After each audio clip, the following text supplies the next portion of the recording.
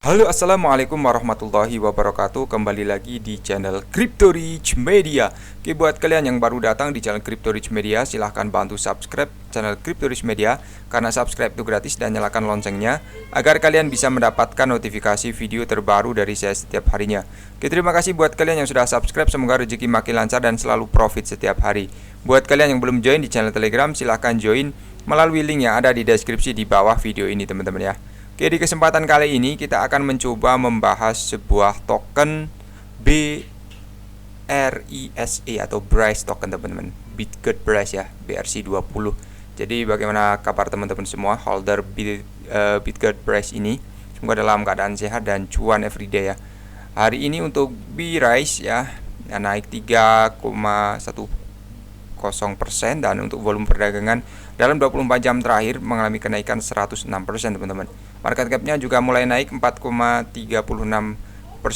Lalu video ini hanya sekedar sharing, berbagi ke teman semua. Segala keputusan untuk berinvestasi ada pada diri kalian sendiri. Selalu riset, gunakan dana dingin, dana bebas dalam melakukan investment, teman-teman. Mengenai Bitget BRISE ini ada informasi yang sangat menarik ya, nanti kita akan bahas. Sebelum kita bahas, kita pantau dulu untuk global crypto market cap ya. Hari ini mengalami kenaikan 5%. Bitcoin kembali di angka 334 juta rupiah lagi, Ethereum 25.700, dan BNB 5,5 juta rupiah, teman-teman. Untuk Dogecoin di sini 1,9 ribu rupiah ya, 1.900, dan untuk BRISE masih berada di peringkat berapa, 219 di coin market cap, teman-teman ya. Lumayan tinggi ya, karena proyeknya juga lumayan bagus di sini ya. Dia membuat blockchain BRC20. Kemudian mengenai informasi yang akan kita sampaikan di sini, kita pantau di Twitter ya, teman-teman ya.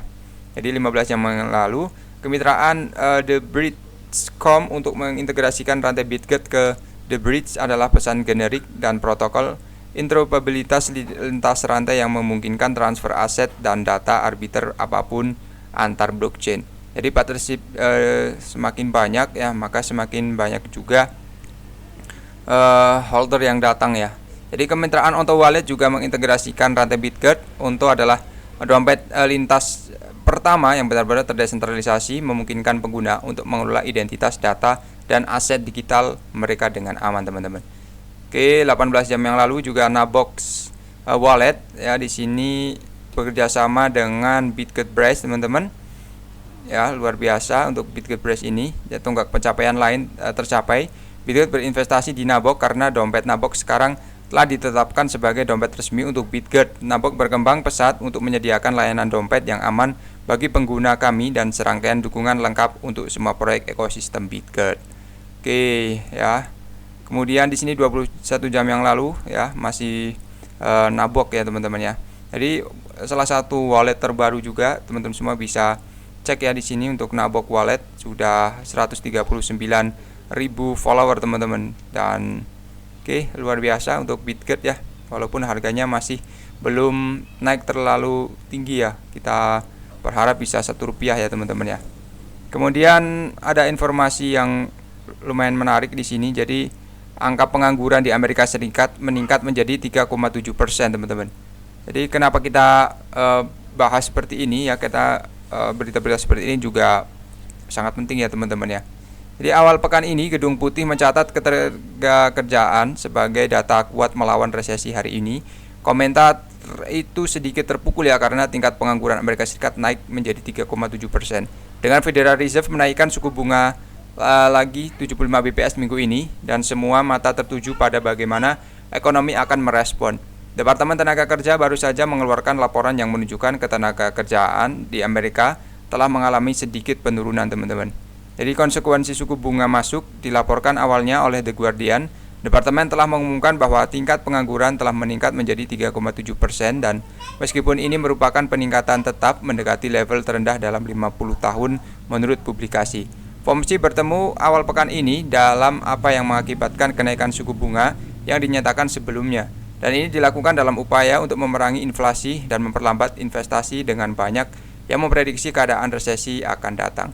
Jadi Gedung Putih ini mengeluarkan pernyataan menentang resesi ya, teman-teman, mencatat kekuatan pasar kerja. Akibatnya ekonomi telah memungut bahwa kenaikan suku bunga pada akhirnya dapat berdampak pada lapangan kerja.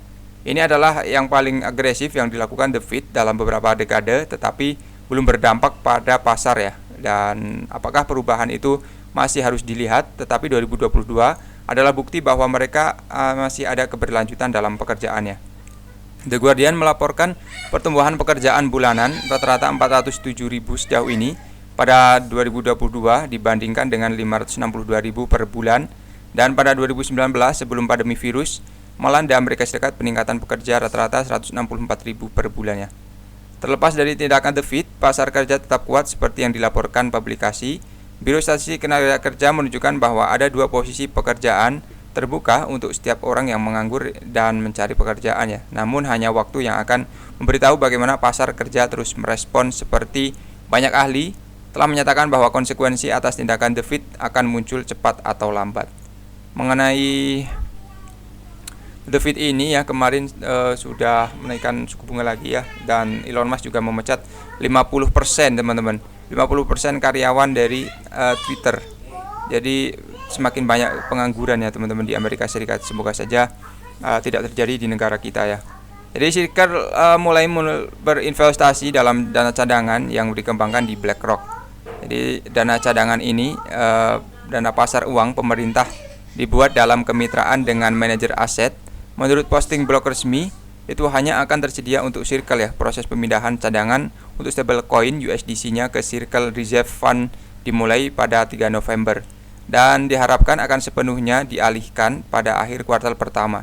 Hari ini melalui kemitraan kami dengan BlackRock, kami telah mulai berinvestasi di Circle Reserve Fund untuk pengelola sebagian dari cadangan USDC teman-teman. Dan Circle Reserve Fund ini adalah dana pasar uang yang pemerintah peraturan 2A terdaftar yang dikelola oleh BlackRock Advisor LLC, dan portofolionya akan terdiri dari uang tunai dan treasury Amerika Serikat jangka pendek.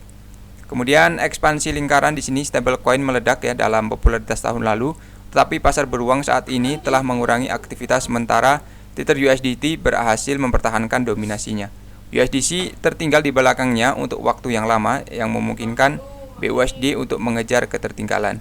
Jadi menurut data Coinmetrics, pasokan USDC telah miring ke bawah dalam beberapa bulan terakhir, namun stable terus menjadi aset kutipan populer diperdagangkan di bursa terdesentralisasi ya, DEX, dan mendominasi di DeFi secara lebih umum teman-teman. Oke, jadi untuk good news dan bad newsnya seperti ini ya. Mengenai BRES ini semoga saja bisa melewati masa-masa sulit ya teman-teman, karena market masih belum sepenuhnya belum sepenuhnya bagus ya. Kemudian sepertinya di sini ada sinyal lagi ya, apakah Bitget akan terdaftar di Tier 1 ya seperti Binance ya. Kita tunggu saja ya. Di sini CoinEx juga sudah listing untuk Bitget ya teman-teman ya. Jadi seperti ini dulu saja untuk pembahasan kali ini. Buat semua yang belum subscribe, silahkan bantu subscribe karena subscribe itu gratis, dan nyalakan loncengnya agar kalian bisa dapat notifikasi video terbaru dari saya setiap harinya. Terima kasih sudah menonton video ini, share jika bermanfaat. Sampai jumpa di kesempatan selanjutnya. Wassalamualaikum warahmatullahi wabarakatuh. Salam profit.